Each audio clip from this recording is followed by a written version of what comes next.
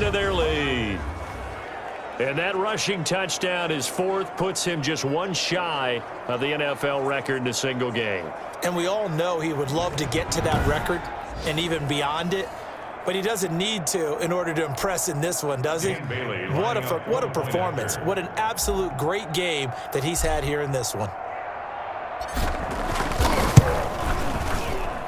He knocks it through. It's 28-7. So that drive, 4 plays. And it's capped off by the touchdown run coming from Dalvin Cook.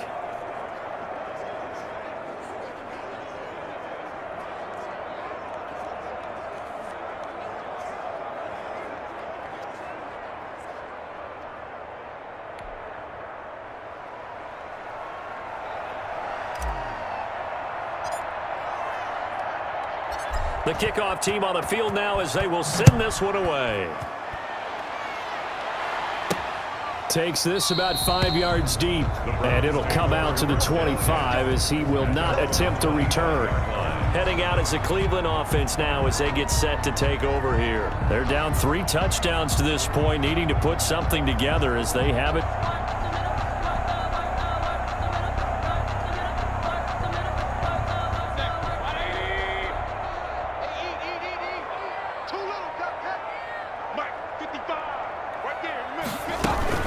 They'll start with Hunt on the ground, and not much to speak of. Call it a 1-yard gain up to the 26. The ball carrier. If they want to start getting back into this game, it behooves them to get better on first down. Yeah, certainly not what they were looking for there out of the opening play of this drive.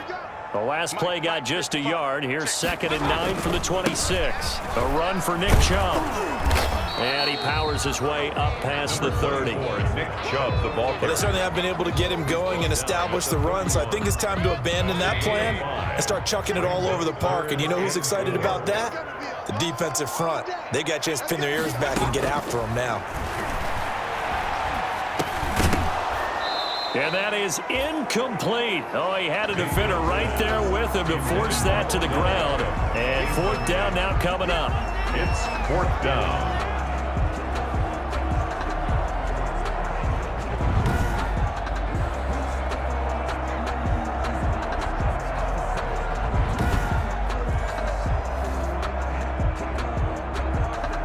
Here's Jamie Gillen now. He's been one of their few bright spots so far.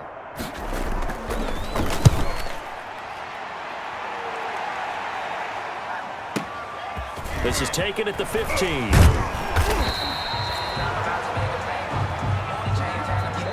Before they can get the punt away, whistles as we've come to the end of the 3rd quarter of action. We'll return with more preseason football on EA Sports.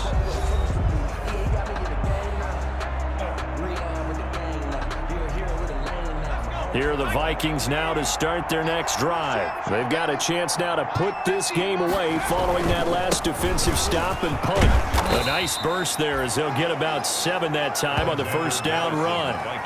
And I think we can get used to seeing more of that in this 4th quarter, especially if they're having success on the ground like they did there. Yeah, I think back when we met with the head coach in preseason, and all he talked about was building a bully. And I think it was this situation he was envisioning. Trying to ice a game, plenty of time left, but being able to give the ball to his big runner and pound away and try and finish off a game. And that's a nice pickup of a first down on that 2nd down run. And at that yardage gained, they can run that play on any down. They show run with 3 tight ends here on first down.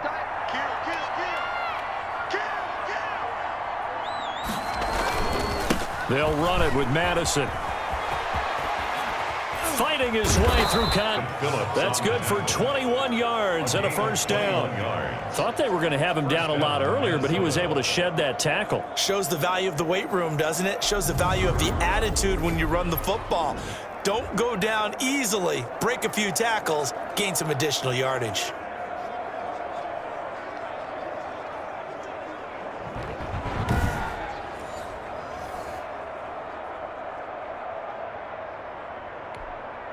Line of scrimmage, the 37 on 1st and 10.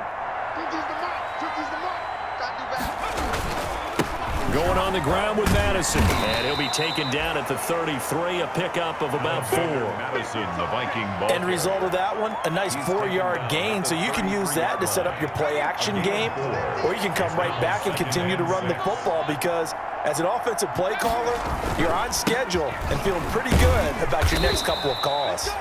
Alexander Madison, the ball carrier. When you find that kind of yardage, you couldn't be more confident as a ball carrier. And guess what? You're going to go back and tell your offensive coordinator, I'd like to keep carrying it, thank you. The Vikings on 3rd down. Just 1 for 3 thus far. Here it's 3rd and 3. They'll try to get it on the ground with Madison. Oh, this is going to depend on the spot, but it's not a very generous one. He looks to be about a yard or so short. He needed 3. He got 2. Now that'll set up an interesting situation here on 4th and a yard. So many things go into making a good play on defense. In this situation, just not being blown out of the way was a big start and then a nice tackle to finish things off.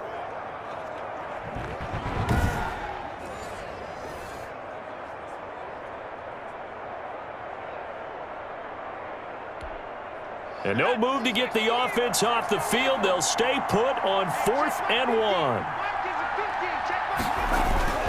Now Mannion with his first toss since coming in. The throw complete to Beebe. And down inside the 15, shy of the 10.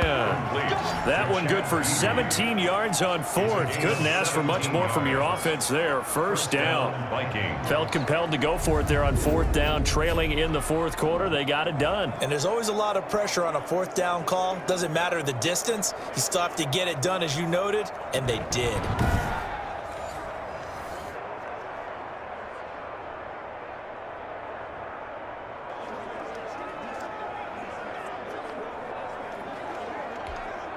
Now a 1st and 10 at the 11.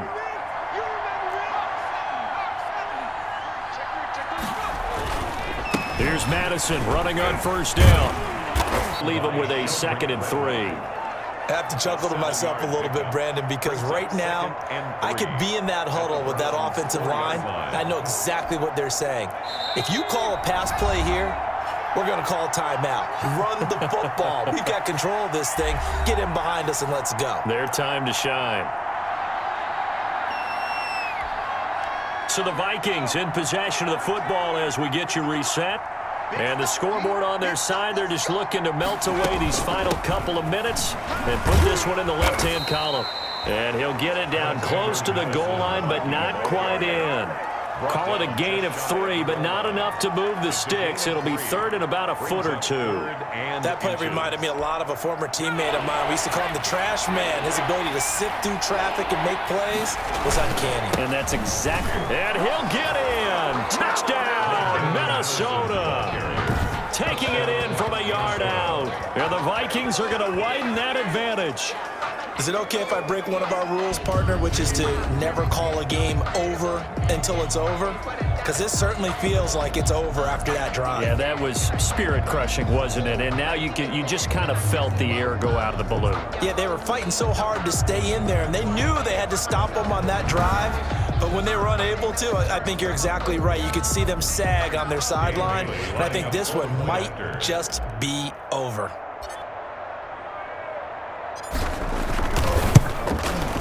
And he's been a busy man, 5 for 5 now as he knocks another one through to extend the lead. So that one a pretty time-consuming 10-play drive. And it was capped off by a touchdown scamper from Alexander Madison.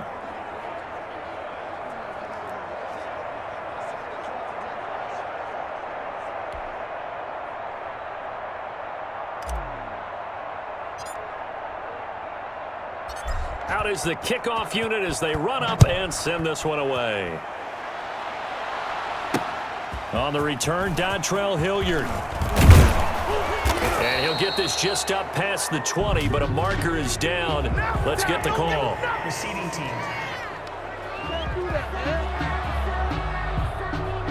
Well, that holding call set him up with not great field position.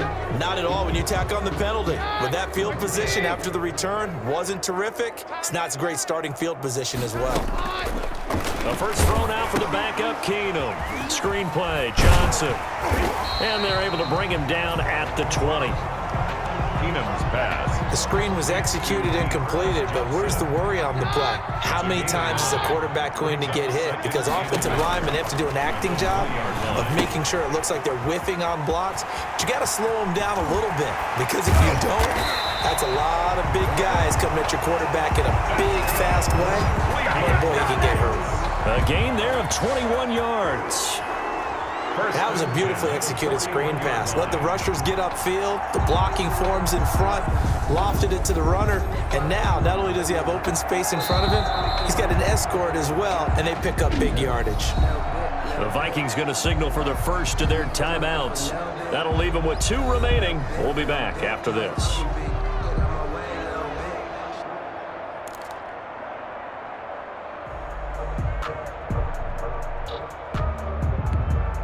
Back-to-back good plays have them on the move on first down. Check 45 to Mike. Check 45 to Mike. From the gun, here's Keenum.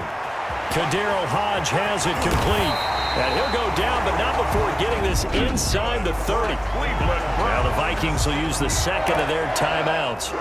That'll leave them with just 1 remaining in this 4th quarter of play. So now then, the big play has them all the way inside the 30 now, 1st and 10. To the air again, Keenum. Nowhere to turn here, and he's going to go down. Back at about the 37-yard line. Now the Browns will use the first of their 3 timeouts as they stop it with 22 ticks to go in the 4th.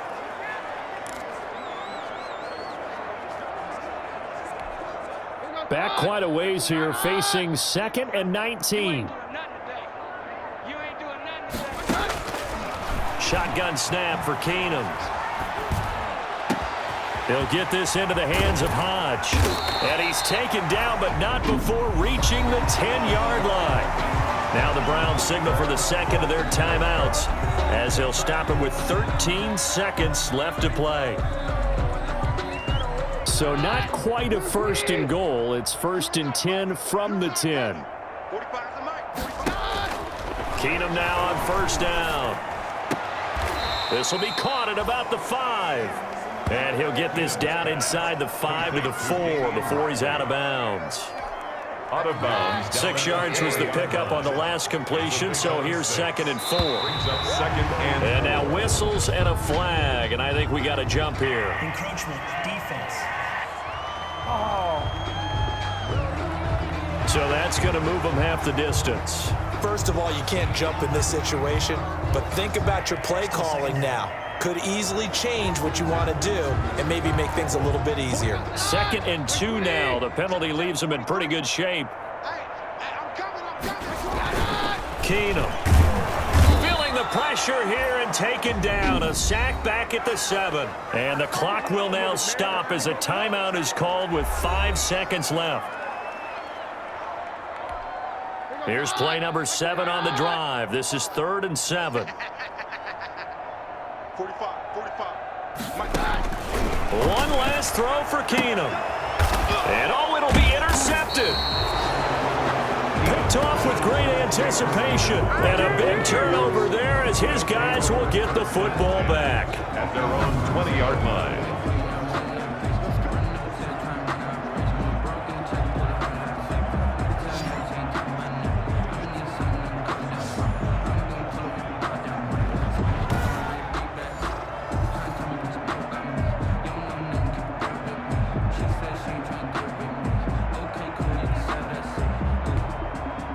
Here are the Vikings now to start their next drive. And they've got this one in hand. No timeouts remaining defensively, so this one should just be one kneel and then handshakes. And he's going to get a solid gain of 9 before being brought down. 2nd and right at a yard. So the final seconds have ticked away in this Minnesota victory. And it was their defense that really made the statement after the break. They pitched the second half shutout. Yeah, think about the team that just got vanquished. They did score in the 2nd quarter. Do you think they thought at all that that would be their last points of the game? No, but what a second half. The adjustment, whatever they did in the locker room, it certainly worked. It certainly did, and you're exactly right. Whether it was an adjustment, whether it was just more focus on what they planned to do going in, whether they just played better, whatever it was, it all came together in the second half, and no points were allowed. That's a great way to close them out. So that'll do it for us. For my partner, Charles Davis, and all the hard-working men and women on our crew, I'm Brandon Gaudin. You've been